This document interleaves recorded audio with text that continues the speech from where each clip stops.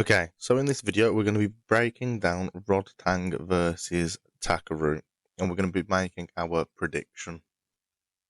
So, this fight is obviously coming at 1-1-7-2. First off, we're going to start with a comparison of the two fighters. Overall, they're around the same size. Okay, Rodtang has had a lot more fights within Muay Thai than he has within kickboxing. Takeru, all of his fights have came from kickboxing. Takeru is older, being 33, and Rodtang is still quite young, only being 27. Obviously, their expertise. Rodtang is Muay Thai, Takeru is kickboxing. When it comes to the striking, this is what I always thought was interesting. So this is over their whole one career, by the way. This is all their stats. This is on the one championship record. You can access this. I haven't got insider knowledge. This is all there for you to see yourselves. Okay. Rodtang, right? 40% of his strikes that he throws are significant. What a significant strike counts as within one is full extension of the hips and shoulders when throwing your punches. So flicking a jab out is not going to be classified as significant. Whereas if you look at something in the UFC, controlling the distance with your jab, pouring it out, for some reason classifies as significant. In one championship, it doesn't. It's only significant if your punch or kick fully extends and you are showing that you have got some sort of intention to make a significant difference within that fight from that punch or kick, which is how it should be done. So, as you can see, Rodtang, 40% of his strikes are significant. Takeru, 56% of his strikes are significant. Now, this comes from the fact that Takeru doesn't usually throw a whole lot of strikes, but when he does try and connect with them. But a lot of the time when Takeru is fighting, he'll be feinting and he'll be doing little steps forward to close the distance, right? And then he'll throw a big jab out. Whereas if you watch Rodtang or anything like this, right, or any other Thai fighters, a lot of the time they do pour their lead hand out, right, to try and control the distance or that void in between the two fighters. Now, when it gets more interesting is when you're looking at where their strikes are going. 61% of Rodtang's strikes go towards the head, which is 10% more than what Takeru's have done within one championship. Now, there's a couple reasons. A lot of the time, Rodtang goes forwards, right? He's obviously throwing the jabs to the head, like I've said before, right? But a lot of the punches he throws are to the head, right? The leg kicks, obviously, he's throwing his leg kicks and his body kicks as well. But a lot of the punches are more so going towards the head. Right, now all of these that you can see are classified again as significant, right? Whereas, so Rodtang probably is throwing more leg kicks than the 29 in his whole one career, but they haven't been classified as significant enough to count as an actual significant strike's leg kick, yeah? Whereas Takeru, right, 50% of his strikes have went to the head. And then it's basically an even split between the body and the legs. Now, there's a couple of reasons. A lot of Takeru's kicks, right? The body kicks are going to the lower side of the body. So it's digging in near where people's, like hip dips or like love handles would be. That's where a lot of his body kicks are aiming towards. Whereas his leg kicks are aiming relatively low. They go more so towards the calf, which is quite common within a Japanese kickboxer. It's like their style. It goes more so towards the calf. And all it does is because the calf is a smaller muscle, it cramps up a lot faster. So if you're able to cramp the calf and make it swell and they can't move around as much, that's the main muscle used for bouncing. So you're just taking away fighters' movement. So I thought it was kind of interesting to see that Rodtang favours towards the head, whereas Takeru also favours towards the leg a little bit more. Their defense, I think this is where it's going to make a difference within the fight. So if you're looking, right, so they're significant strikes on where they're absorbing them, right? Basically the same. The most is they get hit the most in the head, then the body, then the leg.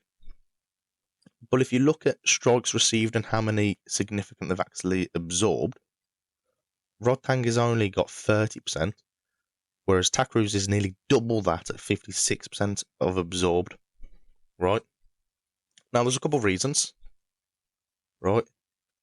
When it comes to the legs, when Takeru, he doesn't really favour a check a lot of the time. If you watch, he'll take the leg kick, and it's a common thing within K1 where the check sometimes will make you slow on the comeback as a kickboxer. So what they'll do is they'll flare the leg out, they'll take the impact on their thigh, and then they'll go forward off of that instead.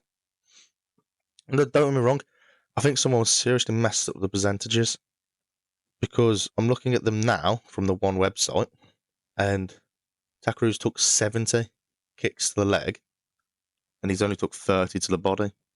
So that percentage should be a lot higher towards the leg than the body. So I don't know what's happened there, but apparently someone can't do the maths right. But yeah, he's took 30% more significant strikes absorbed, and you did see that against Fantzin. And there's a couple of reasons for it that I'm going to get on to later of why Takeru takes more shots than what Rodtang does. And it's all due to the guard, or when you watch them, it's their guard that makes a difference. Right?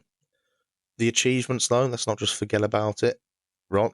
This fight is the headliner fight, even though there's 5 world title fights on the line as well. Right?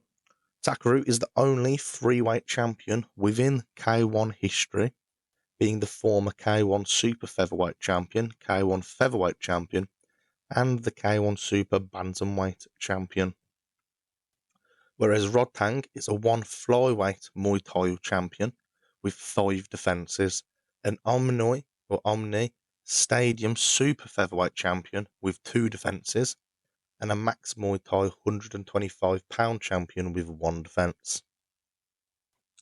The pros and cons, this is where I'm going to talk about why Takeru gets hit more, though. The first thing is the diversity of his strikes is one of his pros. He's able to change the levels with his strikes, so he's changing the heights.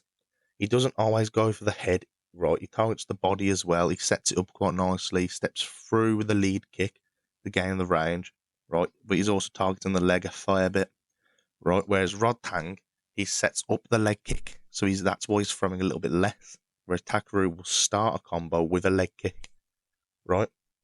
Controlling this, he controls the distance between the two fighters with fakes. So he's constantly moving. He's constantly going forwards or backwards. When he goes forwards, you'll see him. He takes tiny little steps, and he just inches forwards and forwards and forwards and gets closer and closer to the point he's able to hit a shot. And then he'll use his long punches to control that distance. Another pro, he subtly, right, backs them up. These tiny steps I'm on about, it's very subtle, right? But he's backing his opponent up. So backwards, and he's shooting against Fantzin, where he got him into a corner, even though Fanzin's a forward fighter. He was in a corner because Takeru's constantly taking tiny steps. The cons, now this is where you can see it. First off, he has a low output compared to his other fighters. Right? He's a very low output. He throws shots, but it's nowhere near enough compared to the likes of Rodtang or other kickboxers within this division. And he backs up in a straight line, right? Usually with his hands low. Now this is why that you got that differential between 30% strikes absorbed and 60%. When Rodtang's in trouble, his hands will go high, and he's doing a high block. Takeru, his hands almost go low when he's in defense mode. He goes backwards, hands low, and it's fine against kickboxers. But when you have Muay Thai fighters that are blitzing in, right, which it does look very unconventional within a kickboxing fight. If it works, it works. And if you look at Fantzin, who I don't think is anywhere near Takeru's level, he was able to drop him purely because his hands were low and Fantzin went in on a blitz and caught him with a left hook. So this is the reason why Takeru takes more strikes than the likes of Rodtang does. Rodtang's pros and cons. His output is extremely high. He knows how to win a fight, right? The man has went to round 5 probably more than any other current Muay Thai fighter.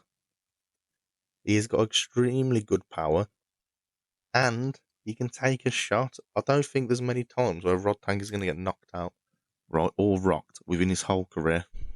I don't see it happening too often, right?